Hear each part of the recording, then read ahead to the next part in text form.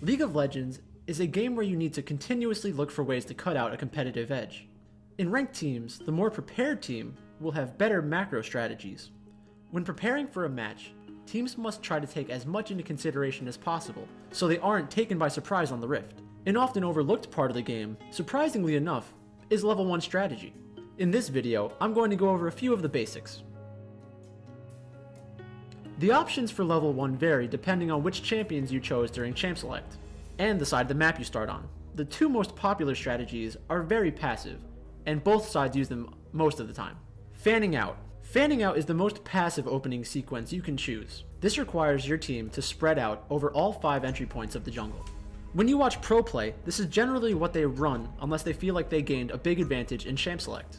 There's not much counterplay to fanning out, so if this happens in your game, you most likely won't be able to counter them. Most of the time, this opener results in, well, nothing. Invading for wards. Collecting information on the enemy jungler is integral for early game success, especially if you have weak laners and are afraid of early ganks. Champions like Evelynn are especially important to track because of her kit. In a game where you are against an Evelynn, you will want to place a ward on one of her buffs, preferably the one she doesn't start. Looking for picks. As professional teams get more footage of the enemy teams, they will try to anticipate their openers. The best way to leverage this information is to pick ban champions who can set picks or look for skirmishes in the early game. For example, if I'm on the blue team and the enemy team normally tries to invade through the blue tri-bush, I can set up a ward or two to see when they are coming, and CC them once they enter the brush. Champions like Morgana and Thresh are great for level 1 picks. Looking for skirmishes. The most aggressive level 1 strategy is to look for a skirmish.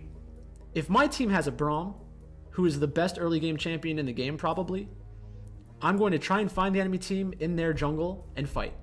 This is a very risky way to start the game, because if you don't execute it correctly, your team will lose the gold lead, and it's tough to come back from that kind of deficit. My favorite level 1 strategy is red side only with Zyra. Right when the game starts, I ping on the enemy tri-bush and try to get my teammates to follow. This lets me invade the tri-bush and set up some wards. As long as I move in and out of the tri-bush, I'll spawn a couple of seeds. Since players aren't normally paying attention yet in the game, they walk straight towards me, and if I land my root, I can easily deal half their health and force them to blow summoners and use health pots.